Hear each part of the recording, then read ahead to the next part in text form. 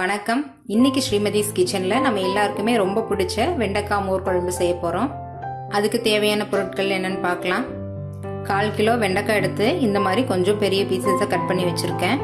இந்த கப்ல 1 டீஸ்பூன் துவரம்பருப்பு, 1 டீஸ்பூன் கடலைப்பருப்பு, 1 டீஸ்பூன் பச்சரிசி, இந்த மூணையும் 20 நிமிஷம் தண்ணியில ஊற வச்சு வச்சிருக்கேன்.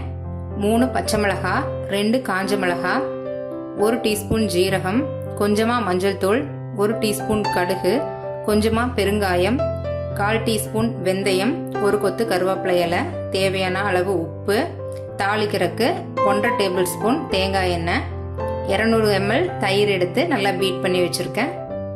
1/2 மூடி தேங்காய் எடுத்து துருவி வச்சிருக்கேன். இப்போ நம்ம குழம்பு செய்யலாம். ஒரு கடாயில் 2 ஸ்பூன் நல்லெண்ணெய் சேர்த்துக்கிறேன். எண்ணெய் சூடானதும் நம்ம கட் பண்ணி வச்சிருக்கிற வெண்டைக்காவை சேர்த்து வதக்கிக்கலாம்.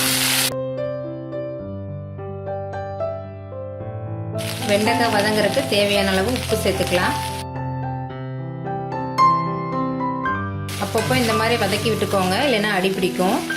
அடுப்பு மீடியம் ஃப்ளேம்லேயே வச்சு வதக்கிக்கோங்க. வெண்டைக்காய் வதங்குறதுக்குள்ள தேங்காய் பேஸ்ட் நம்ம ரெடி பண்ணிக்கலாம்.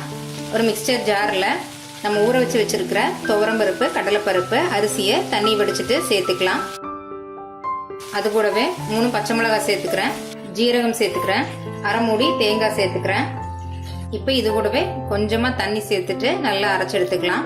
பேஸ்ட் ரொம்ப நைஸாவும் இல்லாம கொரகொரப்பாவும் இல்லாம ரெண்டுக்கும் நடுவுல மீடியமா அரைச்சு எடுத்துக்கோங்க. இப்போ தேங்காய் பேஸ்ட் ரெடி ஆயிடுச்சு. நான் பெரிய தேங்காய்ங்கிறனால 1/2 மூடி எடுத்துக்கிட்டேன். நீங்க சின்ன தேங்காய் இருந்தா 3/4 மூடி யூஸ் பண்ணிக்கோங்க. இப்போ வெண்டைக்காயும் நல்லா சுருண்டு கலர் மாதிரி வதங்கி வந்திருக்கு. கரெக்டா 5 நிமிஷம் ஆயிருக்கு. இப்போ இதை நம்ம தனியாக எடுத்து வச்சுட்டு குழம்பு செய்யலாம். ஒரு பேன்ல 1/2 டேபிள் ஸ்பூன் தேங்காய் எண்ணெய் சேர்த்துக்கிறேன்.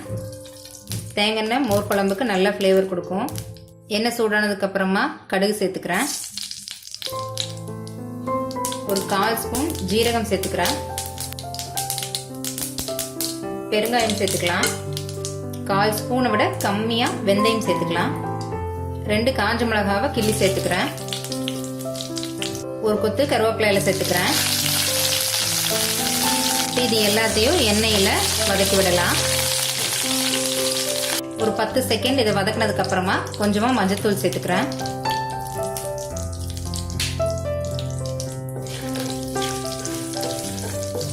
இது நல்லா ஒரு வாட்டி கலந்ததுக்கு அப்புறமா வதக்கின வெண்டைக்காய் சேர்த்துக்கலாம். இந்த வெண்டைக்காவை தேங்காய் எண்ணெயோட சேர்த்து 1 நிமிஷம் நல்லா வதக்கிக்கலாம். வாசனை ரொம்ப சூப்பரா இருக்கு. அடுத்ததான் அரைச்சி வச்சிருக்கிற தேங்காய் பேஸ்ட் உள்ள சேர்த்துக்கலாம். அது கூடவே கொஞ்சம் தண்ணி சேர்த்து அதையும் உள்ள சேர்த்துறேன். இப்போ இது எல்லாத்தையும் நல்லா கலந்துக்கலாம்.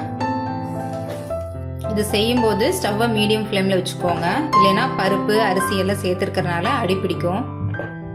குழம்பு திக்கா இருக்கறனால நான் இன்னும் கொஞ்சம் தண்ணி சேர்க்கிறேன்.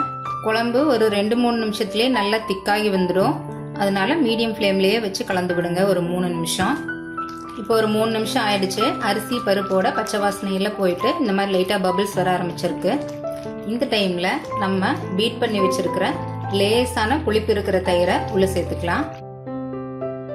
கடைசியா குழம்புக்கு தேவையான அளவு உப்பு சேர்த்துட்டு இந்த எல்லாத்தையும் நம்ம ஒரு வாட்டி நல்லா கலந்துக்கலாம். குழம்பு ரொம்ப தண்ணியா இருக்கக்கூடாது, கொஞ்சம் திக்கா இருந்தாதான் சாப்பிட்றதுக்கு நல்லா இருக்கும்.